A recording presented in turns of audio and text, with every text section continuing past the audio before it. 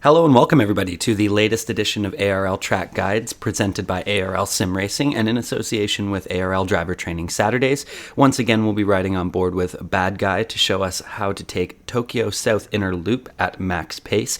The first lap will be geared towards your lines and done at a slower pace. The second one will be a slightly quicker pace, focusing on lines and gearing. And the third one will be a full speed lap, at which point I'll stop talking. We can ride on board with him to see how he takes this circuit so quickly.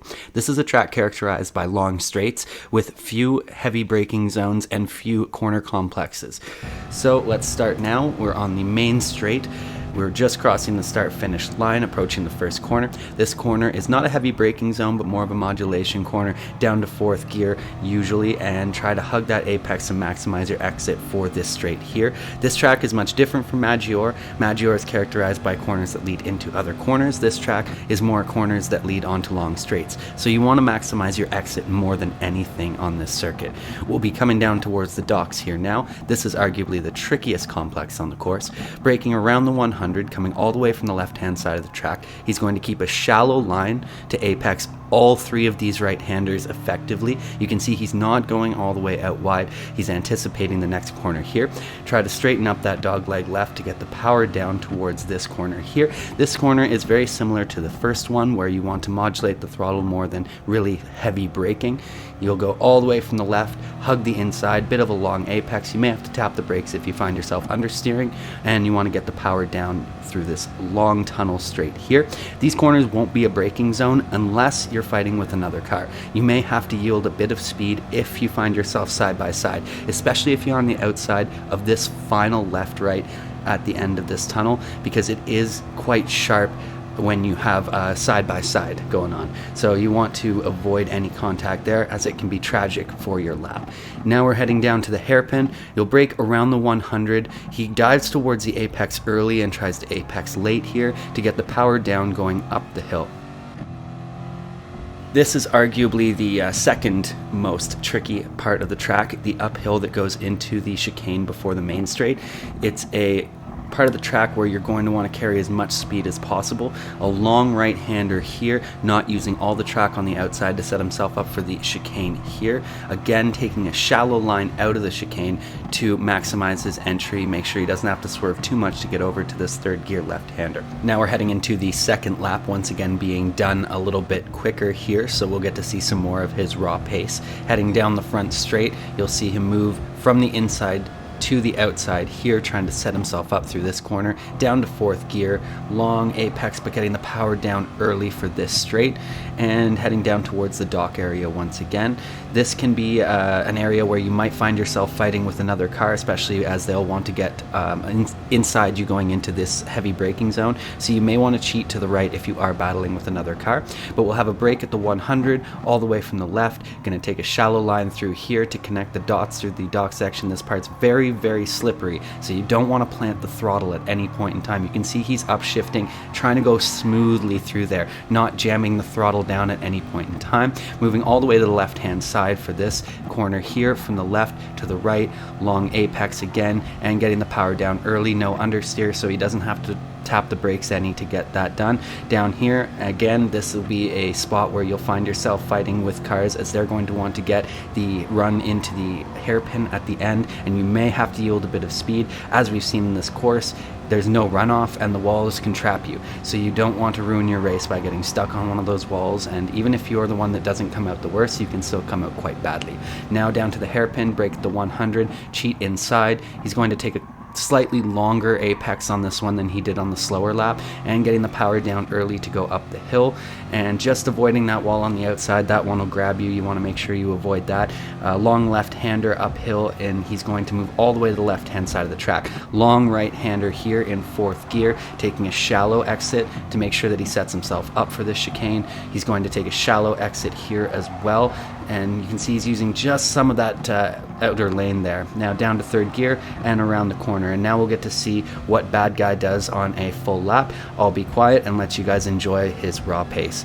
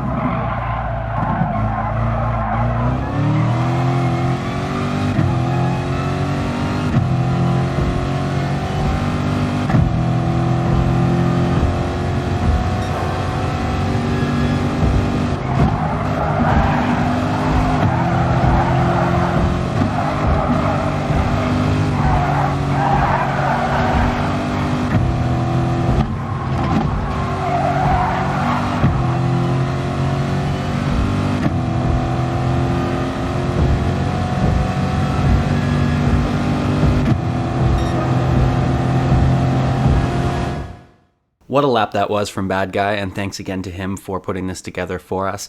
A couple points that I'll offer in summation. Like I was saying before, you want to maximize exit speed. If you have to enter the corner a little bit slower to get the power down a little bit earlier, that's what you need to do on a circuit like this. You have so many straights and they're so long that you'll start losing delta hand over fist all the way down the straight if you're not maximizing that exit speed. Another thing that I didn't mention in the laps but is incredibly important, you don't want to scrub too much speed in the tunnel sections. They're very, very light corners, so you want to make sure that you're putting very light input into the car.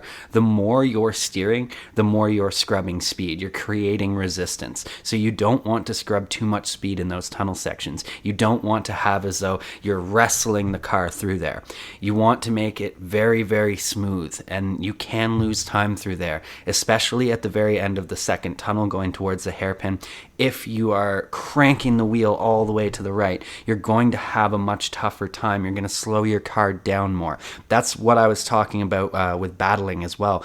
If you are on the inside, you have to remember you can't take the entire outside of the circuit because there's somebody there. You'll both crash. So make sure that you are letting off a little bit if you need to, but making sure that if you're not next to somebody, that you're really taking a smooth line through there, because you don't want to lose even a couple miles per hour heading into the hairpin, because that could be the difference between the guy who's 0.2, 0.3 back, making a move up the inside, or you gaining a little more time, making sure that he's 0.4, 0.5 back. Another interesting point is the dock area. You can see that he's upshifting from second to third. That can tend to stabilize the car, especially in a tricky, slippery part of the track like that is. So he's releasing a lot of the power by upshifting and correcting the car, making sure that he's not in second gear spinning the wheels. He's up in third gear, and even though it may feel slower, you'll get a little bit more lag as your revs come up and you really meet third gear.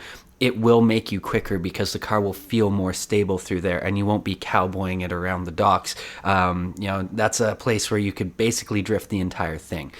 So I hope you guys enjoyed that, and thanks again to Badguy, like I said, for helping us put this together, and I'll see you out on track on Saturday.